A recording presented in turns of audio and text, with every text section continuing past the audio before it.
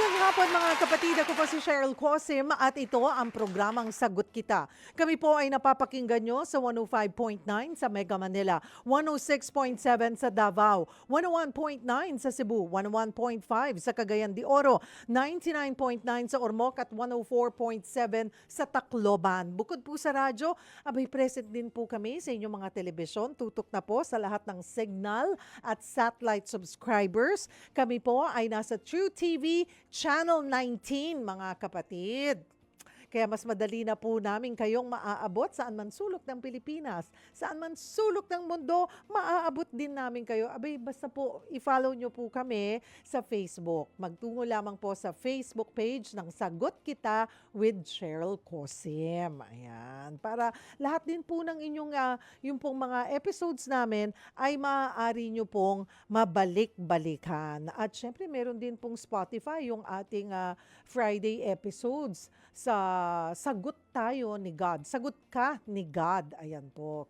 Katuwang po natin dyan ang MX3. At dahil araw po ng Biyernes, kamusta po kayo? Kalmado ba? Kaya bang matapos ang work week natin? Abay, konting tumbling na lang. Makakarating na po tayo sa bahay at makakapagpahinga kasama ang ating mga pamilya. Well, spiritual day po tayo ngayong araw, katuwang ang MX3. Alam nyo, minsan, narinig yung katagang, actually, baka hindi naman minsan, madalas nating nasasabi, madalas nating naririnig, life is short.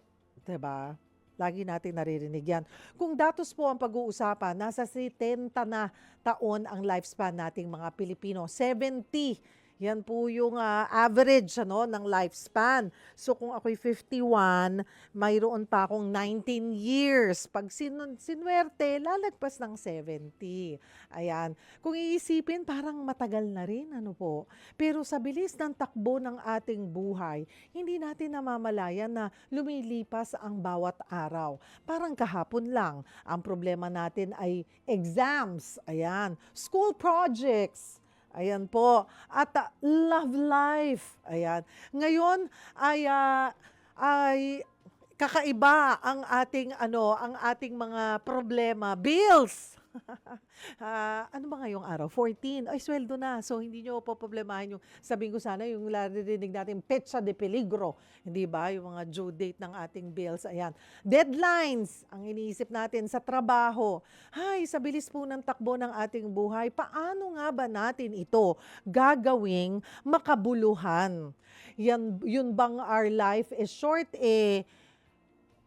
Paano? Diba? Yan bang our life is short but meaningful? Paano nga ba gagawin yan? Makabuluhan. Baka po yung, sabi nga, di ba, tayo po mga Pilipino ay isa sa mga we spend what? At least 4-5 hours of our time sa social media. Masasabi po ba nating makabuluhan po yun na nakatutok tayo ng ganong kahaba, araw-araw sa telepono na mayroon pa tayong ibang pwedeng gawin? Simulan po natin yung usapang tutulong sa ating magnilay-nilay para muling makabangon, magtiwala at magbalik loob sa Panginoon.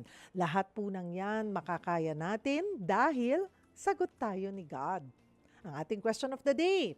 Sali po kayo para mabasa po namin yan at mapili. Malay nyo, isa po kayo sa aming mapipili na magkakamit ng gift pack mula po sa MX3. Ang ating tanong, paano mo ginagawang makabuluhan ang buhay mo? Paano mo ginagawang makabuluhan ang buhay mo? Sali po kayo, i-post nyo ang inyong sagot sa FB page po ng Sagot Kita with Cheryl Cosim. At dyan po ay i-post nyo lamang, pipili tayo ng 5 magkakamit po ng gift pack mula po yan sa MX3. Ayan, iba't iba po, meron po yung capsule, coffee, at syempre hindi po mawawala ang ating daily bread. Sali po kayo post na po kayo. Simulan na natin ang ating talakayan, mga kapatid. At kasama po natin ngayon, may oras siya sa atin kahit na parang sumusobra yatang pagka-busy lately. Kasama po natin dito sa studio, Pastor Jeff Elescopides ng The Daily Bread. Hi, Pastor Jeff! Thank you for joining us. Of course, lagi tayong may time kapag sa ating show na spiritual segment ng MX3. Sagot kita. Cheryl, magandang hapon sa'yo. Ayan. Ayan. Thank you. Parang pumapayat ka. Parang sobrang dami mong gawain ngayon. Hindi, pinaayos ko kay Direk yung camera. Saka Direk, medyo pa-stretch mo nga ng konti. Saka wala lang wax ang ating daily brand. Pero Cheryl, na-realize ko lang din dahil nag-compute ka. Magkaedad po kami kasi na to si Oo. Ateng. Ako mas matanda ng January 22 ako eh. Oo. 7 ako. February 7. Ah, So, see? ano lang, 2 weeks. 2 weeks. Mga oo. ganon, oo. So kung average ay 17, naku, 1,000. 19 years na lang 1,000 tayo. weekends na lang po kami. 1,000 Pero weekends. weekends. Pero ang goal ko, talunin si Senator Enrile. So para Di ba 101 years old pero sinabi ng kanyang anak na 103 nga daw eh. yung official Pero niya. siguro, ang official siguro yung 101 kasi maybe yun yung nakalagay sa kanyang birth certificate. Okay. Pero sabi, parang sa record ng Anglican Church ba ay 103. Wow. Oo. Sige, alam nyo, makukuha ko yung 100,000 ko sa LGU ko. Yan ang prayer natin. Ako, basta tayo, di ba, Pastor Yeah, Jeff? Kung of anong course. ibigay ni Lord. Of course. Thank you po. Live Wag each lang, day. Oo, minsan pag ganyan ako, basta Lord ha, pag kukunin niyo po ako, pinagdadasal ko yun eh. Bilisan niyo na lang po. Wag na yung sana po, kung pwede. Hindi na maghirap. Yun yung oo, ibig mo sabihin. mabilisan na lang. Pero wag muna po ngayon. Huwag yung Ayun, bilisan na ganun ngayon. ako. Ay, Oo. Yung gusto ni... Mabilisang pagkuha, pero wag muna ngayon.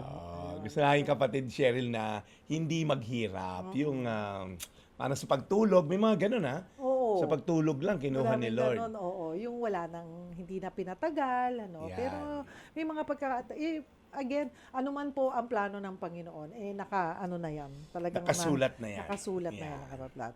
Pero, eto nga, habang hindi pa tayo kinukuha ni Lord, ayan, diba? Ang gusto natin pag-usapan ay yung lagi natin naririnig, ay life is short. Yeah. Diba? Pag meron tayong nag-enjoy tayo, minsan di natin iniisip, nagiging careless, life is short, enjoy na lang natin, diba? Yes. But ako, life is short, so live a good one. Mhm. Live a good one. Yeah. Oo. So, ewan ko kung ito isa sa mga malalaking malalaking balita ngayon. Ewan ko kung itong mga to nag-iisip at living a good one. Sabi ko nga, mabait pa po sa inyo si Lord. Buhay pa kayo. Hindi pa kayo kinukuha. May pagkakataon pa kayo, binibigyan pa kayo ng Panginoon na magbago. Yan No? Na maging accountable sa inyong mga pinaggagawa.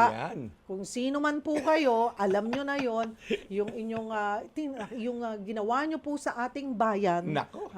Ang ninakawan nyo po, taong bayan. Yan. Okay. Pero mabait pa rin po talaga ang Panginoon eh. Hindi po ba? Kaya kalain yung buhay pa kayo. Diba? Binibigyan Okay. kayo ng chance ni Lord. Eto, bibigyan pa kita ng chance. Akuin mo, accountability, pagsisihan mo. At, Yeah. syempre, ibalik nyo. Ibalik nyo yung mga ninakaw nyo. Ganyan po ka-passionate ang aking kapatid na si Ating Cheryl. Spiritual tayo, nagiging komentarista. At Pero life is short. tama ka doon. Pero Totoo diba, yan. Oo. love pa nga kayo ni Lord eh, diba? Sige, Well, bahiya naman kayo kay Lord. Binibigyan ng chance ni Lord. Alam mo, may Oo. verse sa Bible, Cheryl, that says, the Lord is patient, not wanting anyone to perish and go to hell, but He is patient with you, that you will come to repentance. So, malay mo naman, alam niyo yun, ma-encounter si Lord, magbago, ibalik yung pera ng bayan, pero Tamo, ikaw Again, din eh. kaya- Kalma din. lagi, pagka nasa show ako ni Ted Filao, Pastor, tandaan mo, kami lang ang komentarista, ikaw ebanghelista, okay? Oo. Evangelist ka ng salita ng Diyos. Huwag kang mangomentarista, yan. Sige. Pag-usapan natin ang life, mga Yan. kapatid, na life is short. Okay, ano bang ibig sabihin, Pastor Jeff, ng mabuhay ayon po sa Biblia? At ano po ang bilin ng Panginoon habang tayo'y nabubuhay? Well, alam nyo, Cheryl, life is a gift, okay? Regalo yan ng Diyos. Siya ang may hawak ng buhay natin, siya rin na nagbigay ng buhay. Kaya nga po, every waking up in the morning, lagi kong sinasabi to, every gising is a blessing. Yan. Oo. So pag sinabi po sa Biblia na live your life, sabi ni Jesus, I have come so that you may have life. Hindi lang to yung basta humihinga, alam mo yung gumagalaw-galaw para hindi pumanaw. Ang buhay po ay isang stewardship, isang kaloob, isang regalo. Every waking up in the morning, you have an opportunity para to glorify God. Ibig sabihin po, ang bawat tibok ng puso natin ay isang oportunidad para magbigay tayong yung glory kay God. Kasi sabi sa Biblia, in everything you do it all for the glory of God. Ako po, ang isang favorite verse ko sa Bible, sa Book of Acts, nung sinamarize yung buhay ni David, sabi doon, when David served God's purpose in his generation, he fell asleep, minsan namatay, and his body decayed. So one day, we're all gonna die. Sabi po sa Biblia, a man is destined to die once and face judgment. So it's not a question whether we're gonna die physically or not. Unless abutan ka ng pagdating ni Jesus, yung second coming and all, so you're not gonna die physically. But since we're gonna die eventually, physically, sabi nga ni kapatid Cheryl, 70 plus ang average lifespan ng Pinoy, that's only 25,500 days pag may pinanganak na bata ngayon. Katulad namin ni Cheryl na 50, we have 7,000 days on the average. Hindi ko sabing yun lang ang dinideclare ko, but Filipino po, sa daming kinakain natin ng mga taba at kung ano-anong mga hindi healthy, an average lifespan according to World Health Rankings, 72 sa babae, 63 point something sa lalaki. Now, the point being is this. Sabi po sa Bible, teach us to number our days. Turuan mo raw kaming ipamuhay ang aming pang-araw-araw with wisdom, sabi yan ni Moses. Ang ibig sabihin, ang bilin ng Diyos, maging matalino kayo sa paggamit ng bawat hininga nyo, sa bawat araw na binibigay sa inyo. Very fresh pa sa akin to, Cheryl, kasi ang aking kaibigan na pastor, si Pastor Dennis Aquino ng Victory Plaridel, just passed away last week. And in my, sa harapan ko, Cheryl, nagkaroon ng cardiac arrest, and he didn't make it. Pagdating sa hospital, he died on the spot few minutes after. So I saw with my own eyes how life is short. 49 years old po siya. Ang sabi po sa Bible, our life po is like a mist. Alam niyo po yung parang morning dew, yung hamog. Pag sikat ng araw, nawawala rin. So life is fragile. Alright? So life, napaka ng buhay, napaka-igsi compared to eternity. We should live each day for the glory of God. So here's a question I want you to wrestle with. Yung bang paggising mo sa umaga, tinatanong mo ba, Lord, mapiplease ka ba sa gagawin ko ngayon? Are you gonna be pleased sa magiging aksyon ko ngayong araw na to? Kaya ang tanong ni Cheryl, anong ibig sabihin na mabuhay ayon sa Biblia? The best life lived is to live for God's glory, for the glory of God. Pagka ikaw ay namumuhay ayon sa katuruan ng Diyos, sa purpose ng Diyos, that's what true life is. Cheryl? At yun nga po, isa sa magbibigay, kasasabi mo lang, Pastor Jeff, na magbibigay ng kahulugan sa ating buhay ay yung ating purpose. Yes. At dapat dun sa purpose na yon naaayon sa gusto po ng Panginoon na gawin natin. Paano natin mahahanap yun? Yung iba nga hindi alam ang purpose. Paano natin? Ang talino. Oo. Alam mo, kaya bilib ako rito sa kapatid kong si Cheryl, napakagaling magtanong. Kaya siya binibiyayaan ni Lord ng magandang hanap buhay dito sa Channel 5. There's this principle that the one who created something is the one who can define the purpose. Ibig sabihin po, kung sino nakaisip, makaimbento ng isang bagay, siya ang may karapatang mag-define kung anong purpose nun. Case in point, nung 1800 ba, nung naimbento po ni Alexander Graham Bell ang telepono. Siya lang po ang makakapagbigay ng idea paano gamitin yung piece of wood with wire na yon. Kasi siya yung nakaisip kung paano gamitin ang isang bagay na naimbento niya. Now, going back to that premise, kung sino nakaimbento ng isang bagay, siya makakapag-define ng purpose nun. Ang tanong ko, sino ba nag-create sa'yo? Ang sabi sa Biblia, we are created in the image and likeness of God. You were created by God. And then sabi rin sa book of Isaiah, these people whom I created, whom I formed, and the purpose was given for my glory. So kung sino po nag-imbento ng isang bagay, yung inventor ang makakapag-define ng purpose ng kanyang invention. Now, tayo po, kinrate ng Diyos, siya po ang makakapagbigay sa atin ng wisdom kung ano bang purpose mo, ba't ka-create ng God, ni God. Kaya kung magdi-define ka ng sarili mong purpose, some of you na frustrate, siguro ang purpose ni Lord sa akin, maging doktor. Ngayon, doktor ka na, but parang walang sense. But parang nagpapakaniko ba ako? Some of you are thinking, alam mo, ang purpose ko, okay, ay yumaman. Sino nagsabi nun? Baka gagamitin ka ni Lord na misyonaryo sa isang malayong lugar para mag-share ng salita ng Diyos.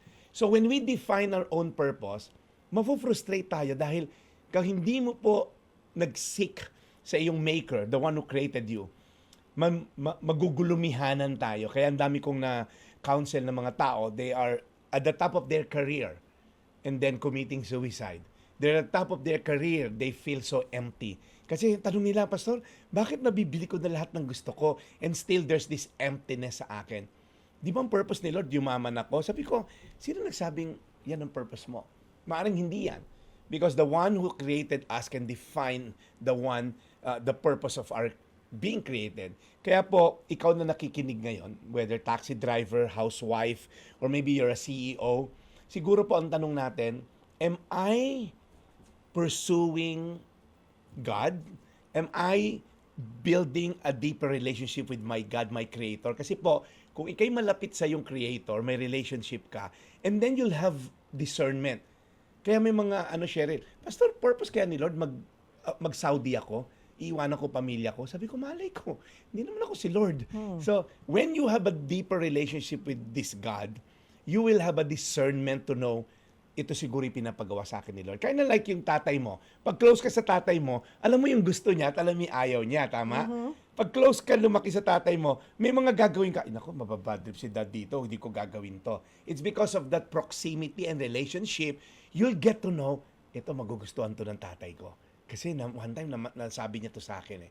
Kung malayo ka sa tatay mo, hindi ka lumaki with your dad, wala kang idea kung ano ang gusto at ayaw ng tatay mo. So the key is, knowing God is the starting point of knowing your purpose. How I wish I can give another advice. Pwede naman wala si God, malalaman mo yung purpose mo sa buhay. Oo, pero mas mahirap. Mas mangangapa ka. Parang hindi mo mahaharap. Trial and error. Okay, oo. At saka siguro parang alam mo, yun na yung purpose. Pero I'm sure may mararamdaman ka, Pastor Jeff, na may kulang. Yeah. Pag hindi kasama si Lord doon sa how you are living your life. Yeah.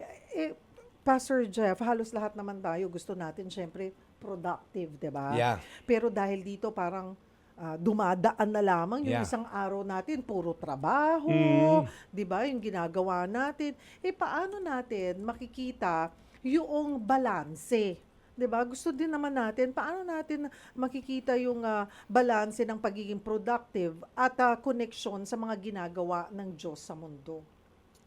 Well, that's a good question, Sheryl. Yung parang parang yung balance na paano mo malalaman kasi sometimes we get too busy, okay, sa buhay and then hindi pala yun yung purpose ni Lord. Okay? What it means to live na ang bilis ng takbuhan sa buhay or minsan naman yung mga walang ginagawa talaga, parang are you in the middle of that purpose, okay? Well, I guess, Sheryl, malalaman mo na sa sobrang bilis ng mundo, na madali makalimot. I guess if, number one, there's peace. There are people na kilala ko, busy pastor, busy CEO, and yet there's peace. Alam nila na at this season, kailangan lang pubok-pok. Alright? And then pangalawa, there's also provision ni Lord. Okay? Now, when I say provision, hindi lang yung pera, pero si Lord nagpo-provide ng lakas. Kasi pagka ang dami mo accomplishment, pero wasted yung buhay mo, wala kang time sa asawa mo, wala kang time sa anak mo, I don't think you're acting according to the will of God. Kasi, di ba sabi sa Bible, what God has joined, let not man separate. So kung nakikita mong nasisira na marriage mo, kung nakikita mong lumalayo loob ng asawa at anak mo sa'yo, and despite being on the top of your game, parang I don't think that's God's plan and purpose na magkahiwalay kayo at marating mo yung business na yan. So, there's peace, there's provision, and also, I'd like to point out po, yung ibang tao will validate that. Kasi may mga taong talagang nagmamahal sa'yo, will tell that. Alam mo, Sheryl, parang napansin ko sobrang busy ka na. Napapahinga ka pa ba? Alam mo, kapatid, parang ganito, ganyan. Kasi pagka nakikita ng tao na parang yung mga taong nagmamahal sa'yo, they will call you out. And kaya sabi rin sa Bible, with many advisors or with many counselors, plans succeed. yung plano mo na maging successful, pag maraming tao nagbibigay sa iyo ng advice na mga may takot din sa Diyos, I think that's one way to look at it na I'm in the center of God's will. Pero ang critical dyan, Cheryl, yung peace. Ang lagi kong advice, pag walang peace, lalo na kung married po kayo, yung agreement between husband and wife, kung walang agreement si Mrs. o si Mr., you'd rather not pursue it agad. Not every opportunity galing kay Lord. Kaya kami mag-asawa, meron kami laging kinoconsult. Kung hindi kami agree sa isa't isa, Magkaiba. may kaiba. ng May outsider opinion. kaming tatawagan para mag-referee or something. Or maliwanagan ng isa't isa. Yeah. Baka parehong hindi nyo, parang kahit sinasabi nyo sa isa't isa, pero dahil gusto nyo, hindi nyo napapakinggan Yeah. ng isa't isa. So, kailangan merong someone na tatapik na ito yung gustong sabihin ng asawa mo. Doon naman sa isa, ito yung gustong sabihin ng asawa mo hanggang may realization. Yeah. Dapat ganun kalmado lang palagi. Balance. Sabi nga ni, kasi naman, minsan, Pastor Jeff, di ba, sa dami ng gusto nating mangyari sa maiksi nating buhay. Life is short. Ilang 1,000 weekends tayo, ate. ayun, pala na lang. Oo. Kung average Filipino. Kung abot tayo ng 70. Ayan. So, 7,000 days, ateng. Ayan. Paano naman yung pahinga ng katawan at isipan? Naku, yan ang isang mahirap dahil minsan kasi strike while the iron is hot. Lagi yan may sinasabi. ganun tayo eh. In a roll, di ba? Para Oo. pukpukin nyo na hanggat may lakas ka pa, hanggat may energy, and then we forget how to rest. Now, Hanggang it's too late, I think. Diba? Yeah. Naapektuhan na yung relationship. Sakit na. Oo, Okay. Or may toll na sa katawan mo. kalusugan. Oo. Kaya, how I wish meron akong karapatang sabihin, mag-share sa inyo dito. But ako po kasi ay byproduct din before ng sobrang workaholic sa ministry. Kasi we have this mindset na accomplishment equals value. Na the more we accomplish something, the more we're valuable.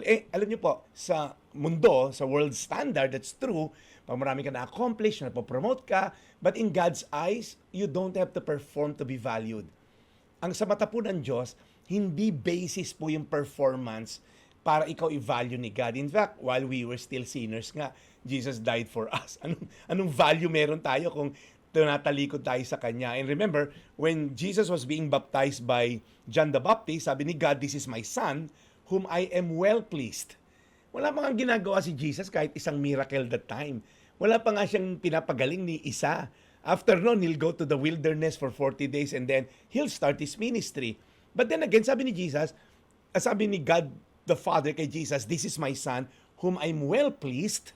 Mean to say, hindi niya sinabi yun at the cross nung namatay na si Jesus, "Yes, I'm now well pleased." No, sinabi niya yun even before he start any ministry. The point being is, when you look at sa spiritual realm, God doesn't count how many accomplishment you have para ikaw ay magkaroon ng worth and value kay God. Meaning to say, you can take time to rest. I had a minor stroke 7 years ago because I'm too busy trying to accomplish more for God, thinking na mas mahal ako ni God pag ako pastor na maraming preaching, maraming nasa-save, maraming videos na post and all. I had this wrong and faulty mindset na I need to do more for God for me to be loved and valued. Maling-mali po ako noon. I had to repent and God called my attention by having a minor stroke. I was driving, nawalan po talaga ng power yung right arm and right leg ko. I can't even move it. Hindi ako makapag-drive in the middle of a traffic po sa lugar namin. Kaya come to think of it, si Lord kailangan pang katukin ako. Kulit mo, Jeff, ha? Akala mo mahal kita sa dami mong napipreaching on every Saturday or Sunday. Nope. I love you, period. So, take time to rest. Rest means you trust God. Rest means I know when I'm resting, God is still providing. Rest means I can physically, emotionally, I can put down my phone. Hindi lahat na oportunidad kakagatin mo kahit napahinga mo, nagtatrabaho ka pa rin. But God is saying, while you're sleeping, I am providing. Psalm 127 yan. He gives sleep to those He loves. When God is your Father, you can sleep well at night knowing while you're sleeping, God is still providing. Huwag po kayong gumaya sa amin ni Pastor Jeff na nung nagkaedad na tsaka pa na-realize. Correct. Yung ano ba yung tamang balance. Ako, 7 years. I was working Pokpokan. 7 days a week for Grabe 7 straight years. Ilan na show mo nun, te? Nagkataon mong lang, show. nung nasa kabila ako, nagkataon lang na yung programa ko ay yung May pinaka-show ko morning ka. talaga ay weekend, di ba? Yung Salamat Doc. Oo. Ayun, 10 taon kong ginawa. Ay, 10 taon ko nga. 7 years kong ginawa yon. So, 7 days a week. Meron akong Monday to Friday na breaking news and radio show. But I also have pinakamahalaga din yung Saturday, Sunday ko kasi yun yung masasabi kong programa ko. And lahat yun ay live for 7 years. Grabe. Bawal ka Hindi ako magbakasyon. nagbabakasyon. Pwede magbakasyon pero no work, no pay. So, pinapabayaan ko, nakikita ko yung pamilya ko, uwi ng probinsya, maiiwan ako. Pasko, New Year, dahil yung mga seniors namin, magbabakasyon, Wala. yun yung time namin na mapakita na kaya din namin. Papakitang gilas ka na kaya nyong mag-newscast. Yeah. Kahit na holiday, papasok ka Yeah. para magkaroon ka ng pagkakataon na maupo. Oo nga. Diba? Sa prime time noon. Ito. Nung lumipat po ako dito sa TV5, I realized na, sabi ko, teka, pagurin nyo na ako ng Monday to Friday, pero yung Sabado, Linggo ko, pahinga na. Hindi na ako magtatrabaho ng 7 araw. Yan. At pero, hindi pa rin. Alam mo, dun sa unang, 15 years na ako dito sa TV5, ang bilis ng Wow, panahon. ang bilis, ah. Yeah, parang kailan lang.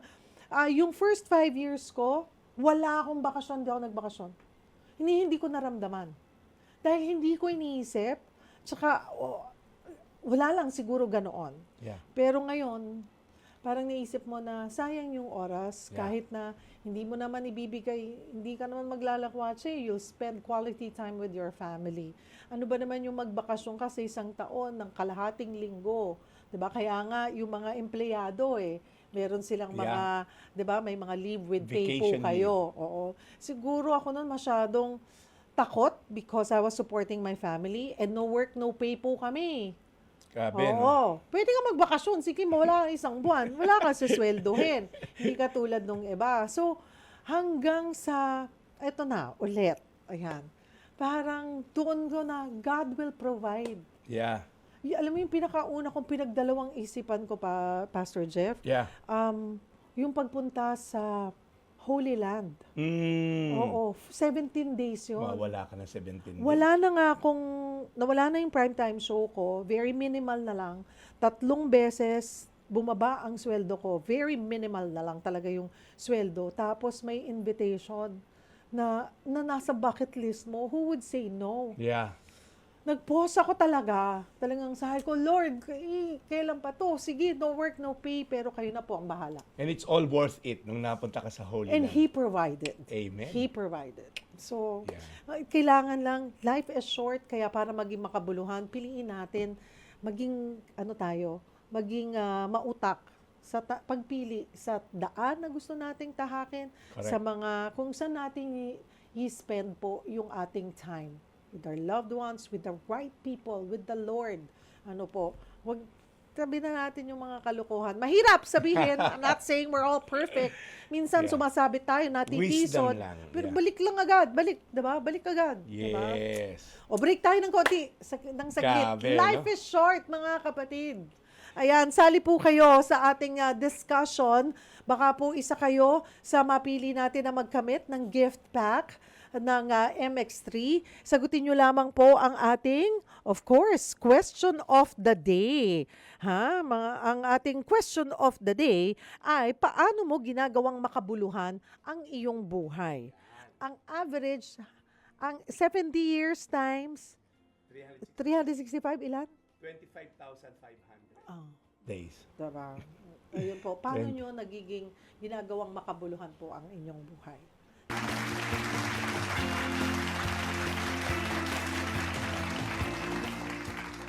Hala! Nagbabalik po ang programang Sagot Kita. 4:47 na pala. Ang bilis po ng panahon. Kasama pa rin po natin. Life is short talaga. Oo nga, ang bilis.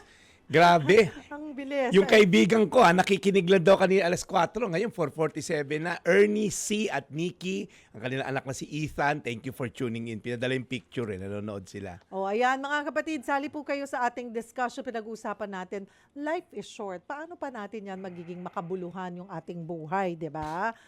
Sali po kayo, post nyo po yan. May panahon pa mga kapatid. At ituloy po natin ang ating discussion with Pastor Jeff Elescopides. Pastor Jeff, sa dami ng distractions gaya sa social media, Nako, yan. diba, career, plano sa buhay, paano natin hindi sasayangin ang buhay na ibinigay ng Panginoon?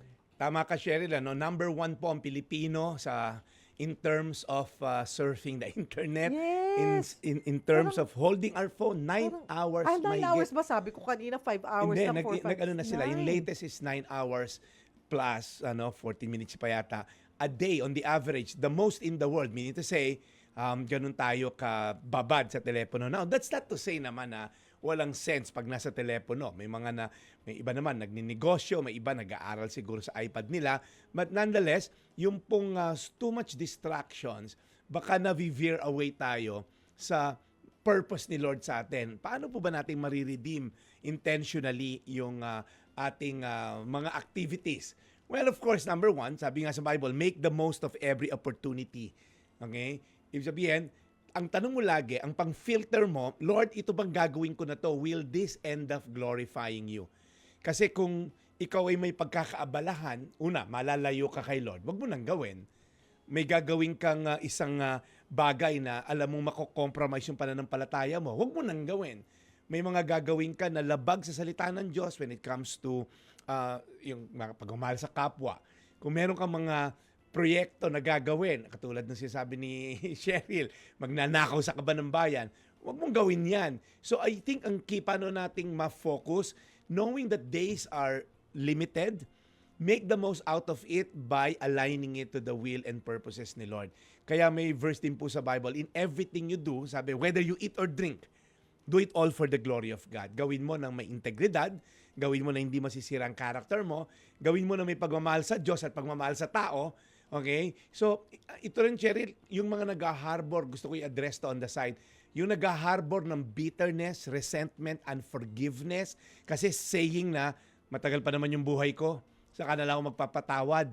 Hindi mo po alam yan. Pwedeng ngayong araw na to, pwedeng matapos ang buhay natin o will end up with stroke or cancer, wag naman po sana, pero hindi mo hawak ang buhay mo, yung mga dinidelay mo na alam mong inuutos sa'yo ni Lord, gawin mo na.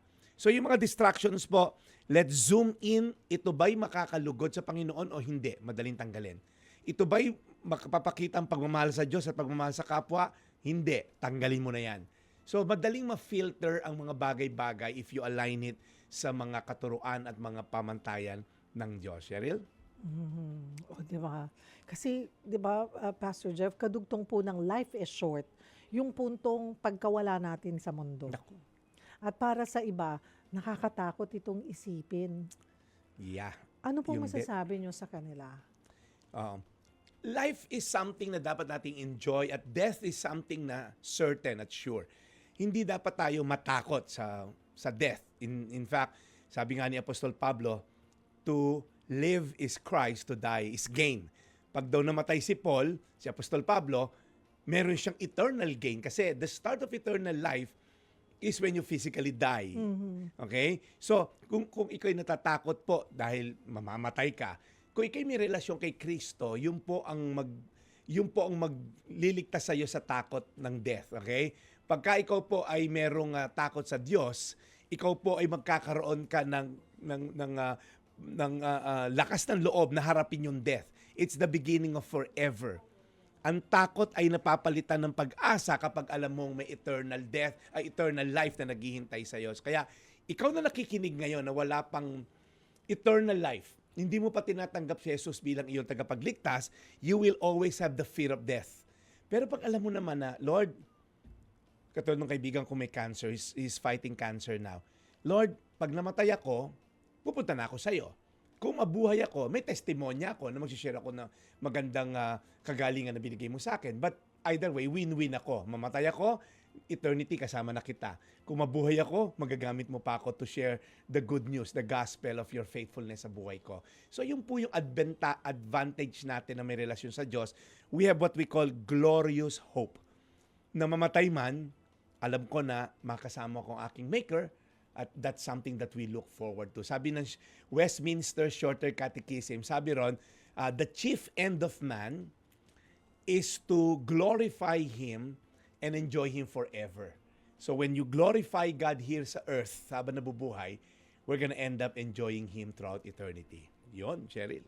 Break po kami ng kaunti. Huwag Aba, po kayong bibitaw. meron pa. Magbabalik po ang programang Sagot Kita, Sagot Tayo ni God. Pala. Pastor Jeff, thank you for joining us. Salamat po. And of course, we'll see you again.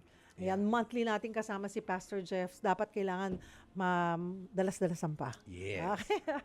Mga kapatid, eto po. Life is short, mabilis ang oras, mabilis ang pagbabago, at madalas, mabilis din tayong malunod sa mga alalahanin, hindi po ba? Pero ngayong araw, paalala ito. Huminga ka. Magpasalamat ka. Yakapin mo ang mga taong mahal mo at higit sa lahat, alagaan mo ang kaluluwa mo. Dahil sa dulo, hindi po ang pagod o problema ang mananatili, kundi ang pananampalataya, pag-asa at pagmamahal na ibinabahagi mo. Sa bawat araw na ibinibigay sa atin, may bagong pagkakataon para maging mabuti, maging mapagpatawad at maging mas malapit sa Panginoon. Life is short. Oo, pero sapat ito kung puno ng layunin at kabutihan. At sa sagot kita, lagi po naming paalala, hindi ka nag-iisa. Sagot tayo ni God. May Diyos na kasama, may komunidad na sumusuporta, at may bagong simula araw-araw. Dahil sagot tayo ni God. O dyan po nagtatapos ang ating isang oras na tanungan at sagutan. Ako po si Cheryl Cosim, Sagot Kita. Ang Sagot Kita ay inihatid sa inyo ng MX3. Dito ako bilib. Wow!